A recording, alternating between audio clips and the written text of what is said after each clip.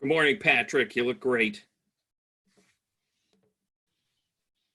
All the rest of you need to, work on your look, but Patrick's really got it together. It's tough to beat it, man, right? I don't want to make him feel bad. I know. You got to dial it back a little bit. That way everybody else feels normal. I'll turn my video off. Oh, shoot. Jen, I'll do the best I can, Jen, as always, to watch the chat. But if I miss something, if you yell at me. I got you. All right. Get it started here. Uh-oh, here we go. All right, Fierce Conversations. So we're doing a little deep dive in Susan Scott's book, Fierce Conversations. So that's where all this is coming from. Believe me, Brad is no genius. I will say that two things kind of unlocked a part of my brain when it comes to conversations as an agent. And one was reading that book, and the other was actually a breakout session at Family Reunion with Tony DeCello, who's Diana Kokoska's husband, and David Norberg, who's a mega agent out of Southern California. And the combination of those two, for me, granted me the permission to have fierce conversations, to be passionately direct with people, that I honestly didn't even know when we were allowed to do it. And so as we unpack this stuff, hopefully for some of you, you're going to have a bit of that experience and to see why approaching conversations like that is so valuable. So for me, one of the things I want to start, and I think I'm going to start each of our sessions this way, because I think it's really important just as a reminder of what Susan Scott says about the power of a conversation.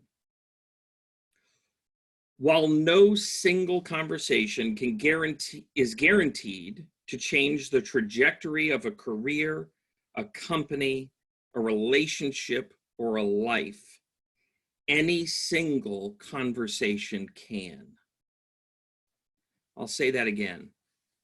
While no single conversation is guaranteed to change the trajectory of a career, a company, a relationship, or a life, any single conversation can. That is the power that sits in every interaction we have with people. We can literally change the trajectory. Now, for most of us, that's not what we experience when we have a conversation most of the time. Most of our conversations are on frickin' autopilot, aren't they? Nod if you agree, right? Most of our day is, yeah, I get it, move on. Yeah, I get it, move on. Yeah, I get it, move on. And then we have a few conversations in a day or maybe in a week that actually change how we think, actually impact who we are, change the trajectory of things that we're involved in. And what I want to encourage you to do is be prepared to have more of those conversations. So we're going to dive into one of the foundational principles, or what they call transformational ideas in Fierce. But before we do that, I want to give you some indicators of what having a fierce conversation is going to feel like and look like. And as we go through the next 2 weeks, I want you to be watching for these in your conversations with the world. I want you to be proactively looking to make this happen. So you're having a fierce conversation when. And let me just clarify this. When I say fierce, I don't mean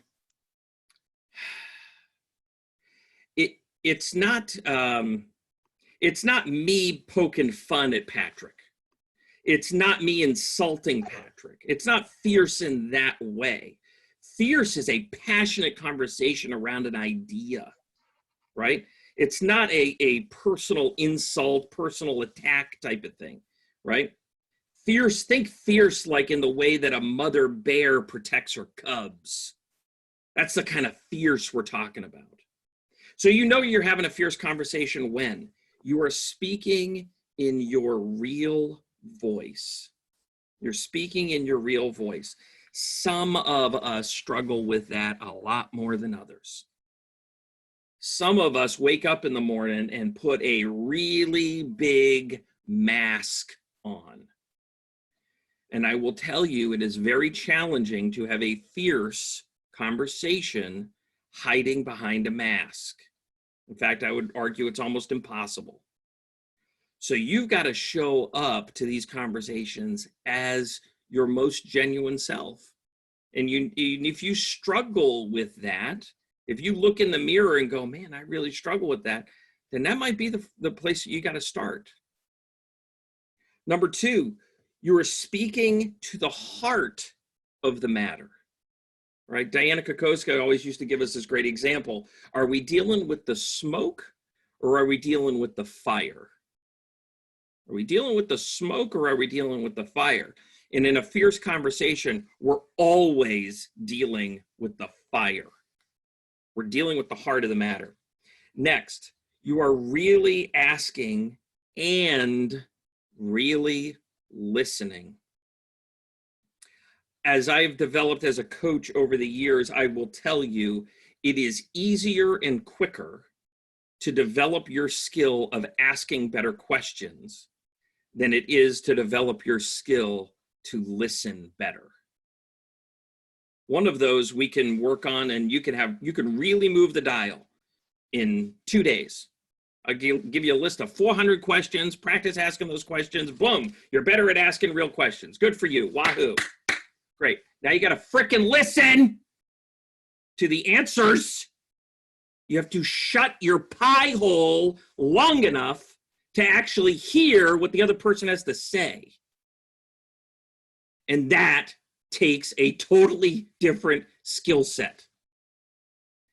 Some of us really struggle with that. High I's in the room. The upside of being a high I in real estate is that your natural wiring makes you a great connector of people, which leads to business. The downside, the blind spot, is we struggle to shut our mouths. Asking a powerful question and not waiting to hear the answer, for me, you might as well not ask the question. Okay? 4, a fierce conversation is going to generate heat. It is going to generate heat. If it's loosey-goosey, jellyfishy, riding on the top, it ain't a fierce conversation, okay? There's gonna be some of this happening, okay? There's gonna be a conflict meeting of ideas, and there will be heat generated from that. Again, it shouldn't be anger, it shouldn't be hatred, and there will be heat. 5, you're having a fierce conversation, you will be enriching that relationship. You will be enriching that relationship. You will walk away from that conversation having a stronger bond with the person you had it with. And lastly, you are different when the conversation is over. You are different when the conversation is over. And I think that's a big challenge. A lot of people will enter into what should be, can be, would be a fierce conversation. And we feel like we already know everything we need to know. We already have all of the answers. And what we're trying to do is get that out of our head into their head and make them act different. You have to be open to learning new things. You have to be open to the growing process of that conversation. And when that happens for both parties, magic happens. I missed 1 and 2. Anyone? Number 1, speaking in your real voice. Don't hide behind a mask. Number 2, speak to the heart of the matter. The heart of the matter. Don't deal with the smoke, deal with the fire. All right, so we're moving on to transformational idea number 1. Transformational idea number 1. Okay? Transformational idea number 1, I'm going to read it to you 2 or 3 times. Feel free to copy it down. Good morning, Jen Seabury. It's very nice to see you. Yes, Patty, it's nice to see you too. All right, transformational idea number one. Our careers, our companies, our personal relationships, and our very lives succeed or fail gradually, then suddenly, one conversation at a time. Brad, do you have a specific page you're on? I know Lee has asked a couple times what if you're following the book or if you have a I page. do not. I'm sorry. I'm looking at my notes. Okay. My thank you. apologies. I will read it again. Our careers, our companies, our personal relationships, and our very lives succeed or fail gradually, then suddenly, one conversation at a time.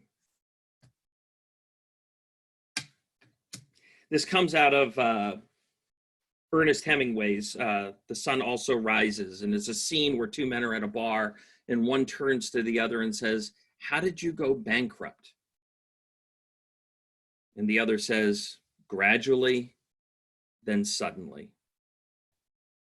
So many things in life are gradual, then suddenly events.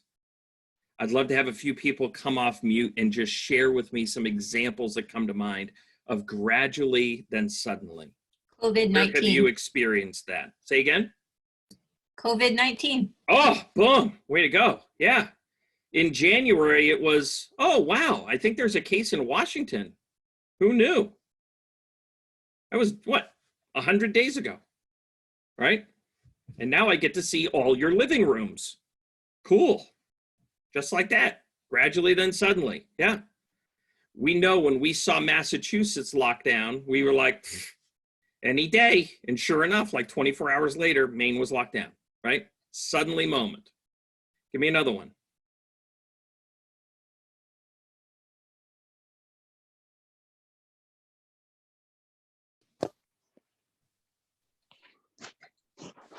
Renee, what do you got?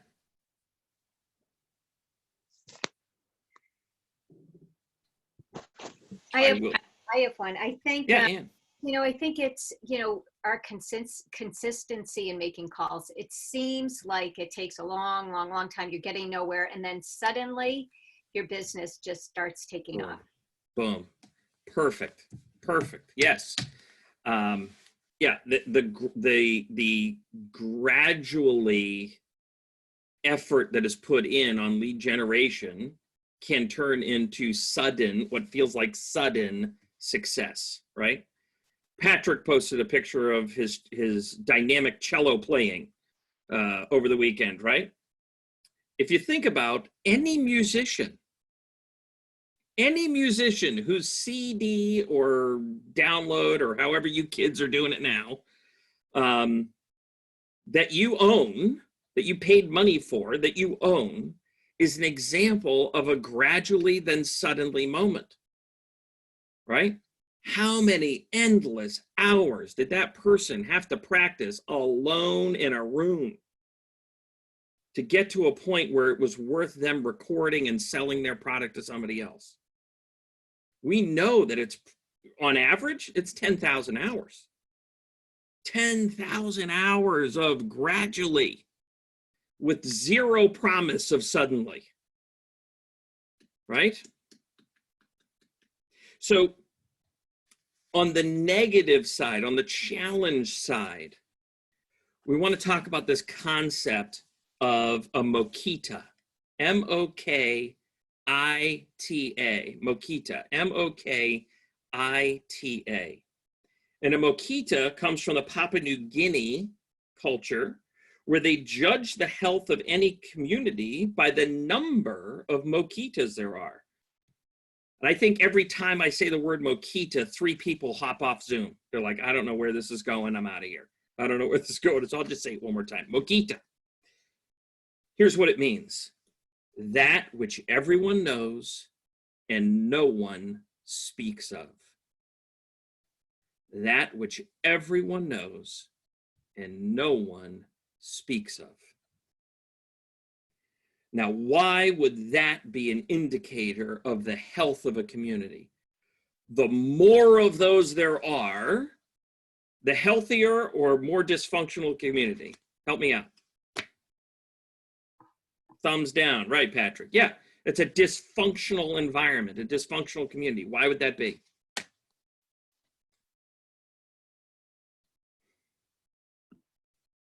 Seems like people are afraid to just, there's something that's hiding there, it would seem to me. And that generally isn't a good thing. Right. Yeah, everybody knows it and we're not talking about it. So and to some extent that almost assumes that there is a level of importance to it. Otherwise we wouldn't avoid the conversation, right? There's some weight to that thing, right? I want to challenge each of you right now. We're just going to take a second.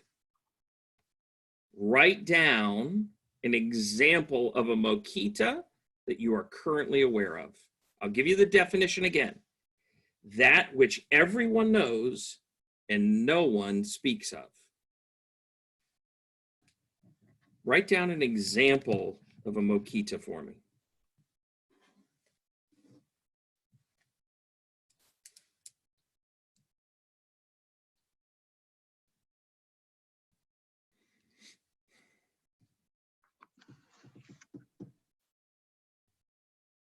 And if you've got one and you're willing to share it, I would love to hear it.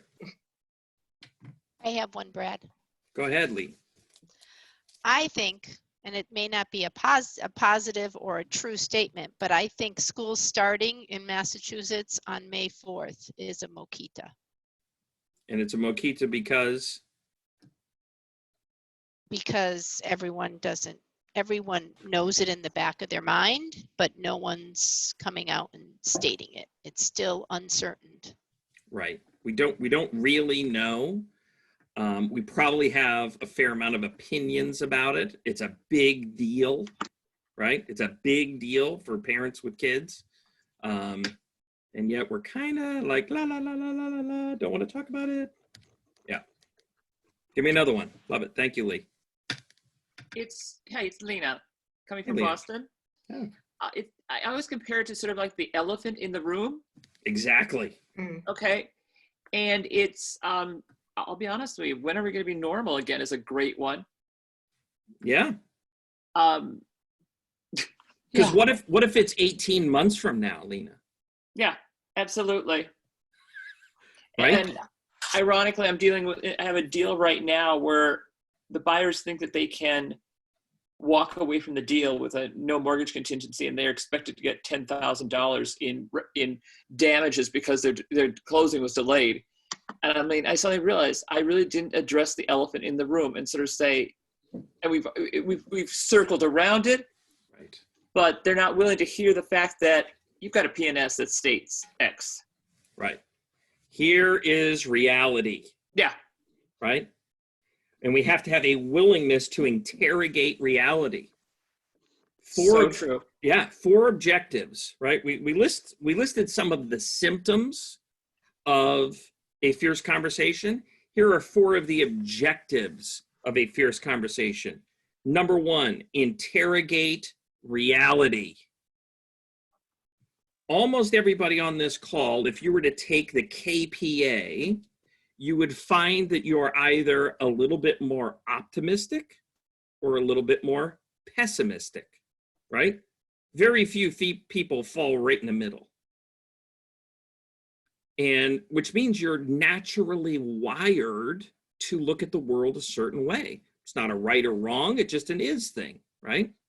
Well, having an awareness, right? If you're stuck being somebody like me, your natural tendency is to be a little more optimistic.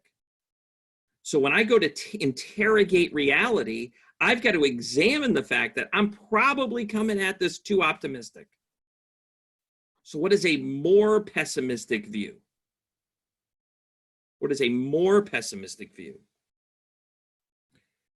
Objective number 2, provoke learning. Not just theirs, but mine as well. Objective number 3, tackle tough challenges. Again, we're dealing with the fire, not the smoke.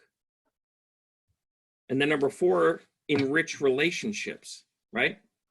So here's the challenge with the Mokita and with the gradually then suddenly. The challenge, I would say, is this. Most people don't wake up until suddenly. And we're about to enter a world again where we're going to see that a lot in real estate. We're going to see a lot of people not waking up to reality. Will you say those 4 objections again, please? No. Okay, maybe I will. Objection number 1, interrogate reality. Number 2, provoke learning. Number 3, tackle tough challenges. And then number 4, enrich relationships.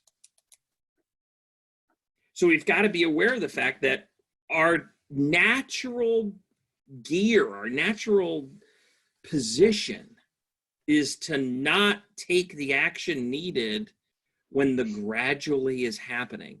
And here's something I just want to hopefully bring some awareness to. If it's a negative thing, if we're moving towards something that is ultimately going to be a negative suddenly moment, bankruptcy, divorce, heart attack, right? These big life things. The avoidance that happens during the gradually is an avoidance of near-term discomfort. In the last downturn, how it showed up was I would meet with people at their homes that now needed to do a short sale, or perhaps we were on the verge of foreclosure, and their countertop would be covered in unopened mail. Yes? That is a symptom of the gradually. Well, if I don't open it, it's not real. Ha ha! And then somebody like me shows up and says, hey, the bank has approved $2,000 cash for keys. If you move out in 2 weeks and don't damage the property anymore, then I'll give you $2,000 to get out of here because you just lost your house. And oh, by the way, when I show up, I'm going to have a sheriff with me, and the sheriff's going to have a gun. Tell me that doesn't feel suddenly as opposed to gradually. Gradually is you open the mail and you see that you're now 15 days late on your mortgage, and you engage in that conversation. And you engage in that conversation with your spouse. Here's the other thing. If you want to have suddenly moments that are successful and uplifting and exciting, it means you're going to embrace short-term, regular discomfort. If I'm going to avoid the heart attack, I'm going to be on the treadmill. I'm going to be at CrossFit. I'm going to do my kids' gym workout with them. If I'm going to have financial success, I'm going to miss going to Starbucks, and I'm going to brew coffee at home, because that means I save $25 per week, which is $100 a month, which is $1,200 a year, which in 5 years is what? $6,000. That's a gradually, then suddenly. If we're going to have big impacts on the suddenly that are positive, it means we're going to lean into the challenges of the gradually now that's on the right trajectory. Now, here's the other thing I want you to make sure you hear. Successful people are measuring their trajectory during the gradually, right? If you don't know your numbers, you had damn well better be measuring them right now. None of us get the luxury of waking up 90 days from now going, what happened? Everything was great, and now I'm broke. I'm telling you right now, it's going to require more effort now, right now, to do the same business. You don't get to be surprised by that, right? I get it when an agent gets in this business and they haven't saved properly for their taxes. And after having a very successful first year in real estate, they then get this big tax bill and they're like, what the heck? You know what? We don't do a great job teaching agents about that. We don't. Here's what I have zero tolerance for: the agent that does that every year. No. You get a buy once. After that, the lesson should have been learned, and you should have been setting 30+% aside on every deal. Otherwise, you get these suddenly moments where the IRS says, yeah, no, we went and talked to your broker, and we're now garnishing every commission check you get. You know how much fun that is as a team leader when you get to pick up the phone and talk to your agent? Jennifer, you ever have to do that? Yup, not fun. It's a suddenly moment. So understand that if you're avoiding the gradually right now and things that are really challenging, they're going to lead to really bad suddenly moments. I'll give you a quick real estate example. Price reduction conversations right now. Right now. If you know, right, and I'm stealing this from Floyd Wickman, who's an old real estate trainer. If you know that you know that you know that a listing you have right now is overpriced, you have a fiduciary duty to have a fierce conversation with that client. If you don't, the gradually moment is you avoid their phone calls. They tell all their friends how much you suck. You stop getting referrals. You lose the listing. Somebody who's better skilled than you picks up that listing and sells it at an appropriate price. Or you take on the near-term discomfort of having to tell somebody what they need to hear, not what they want to hear. We've got a few minutes left. We just tackled idea number 1 of our 3 transformational ideas. We'll go over the next 2 over the next 2 days. Talk to me. What did you hear? Where do the questions lie? Let's spend a few minutes in Q&A and then we'll let you go.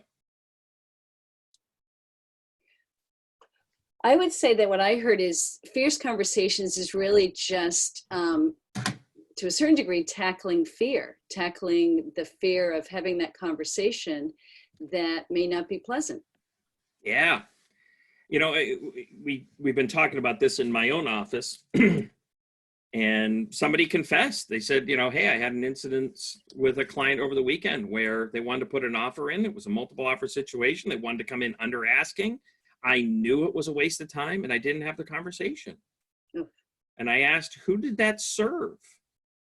And her initial answer was nobody. And then she went, wait, actually, it served me. It served me because I got to avoid the momentary discomfort of telling a first-time home buyer, if you're going to offer that, we might as well not pull out the pen. What do you mean? This is the market we're in. This is what's going to happen. This is how that's going to play out. This is why you hire a professional. If that's what you think this home is worth, that's fine, but let's save our time. Let me save you time. We're not going to get anywhere with that. Have that conversation, right? And even if they demand to move forward, when you get the rejection letter, right?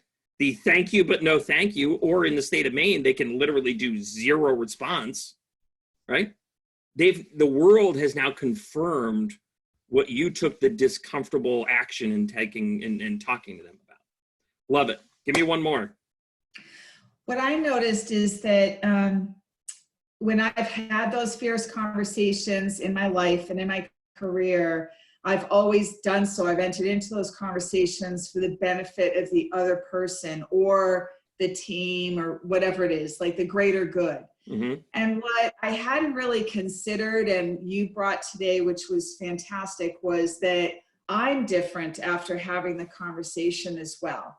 And that I grow from it, that there's a benefit to me personally for having those conversations for, laying it out on the line when and I'm doing it from a place of genuinely wanting to help the other person, but I'm truly benefiting from it as well.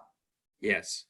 You will grow when you engage in conversations like this. You will. And Deb, thank you for sharing that. Thank you for sharing that. Jen, it's 12 o'clock. How'd we do? It was a great session. Tell your friends, guys. We had 120 people on here. We need to get more people on here to hear this stuff. Brad, you did a phenomenal job as usual. Looking forward to tomorrow's session. And thank you. We'll see you guys tomorrow. Thank you Hey, all. Jen, quick question. Can Yes. we invite non-KW agents? Absolutely. Yep. Thank you. And by the way, the recording of this session will be on our Keller Williams Regional YouTube page. If you are not subscribed to that page, subscribe to it. We have so many great recordings from our shift series that we had, and we'll be including these as well. Thank you. Awesome. Thank you, Thanks, guys. Jen. Thank you. Thanks, See you, guys. everybody. Thank you, Brad. Bye, Brad. Bye. Thank you, everybody. Bye-bye.